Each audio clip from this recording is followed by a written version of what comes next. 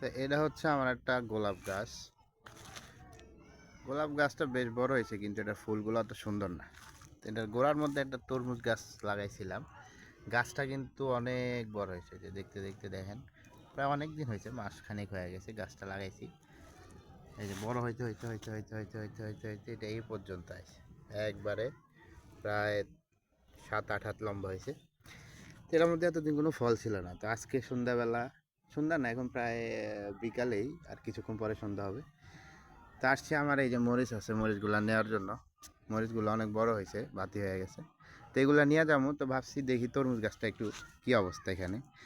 তো তরমুজ গাছটা দেখে আসলে কি বলবো, আমি সারপ্রাইজ। মানে এতদিন পরে এই যে দেখেন, এই একটা তরমুজের বাচ্চা, দুইটা তরমুজের বাচ্চা, এই আরেকটা, তিনটা তরমুজের বাচ্চা, এই আরেকটা, টোটাল 4টা তরমুজের বাচ্চা।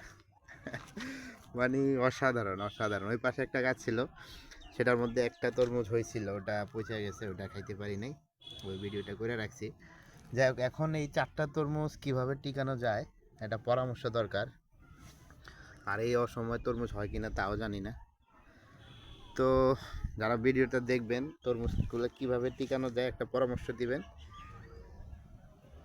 তো ভালো থাকবেন, আর তরমুজগুলোর জন্য দোয়া করবেন যাতে এগুলো টিকাইতে পারি।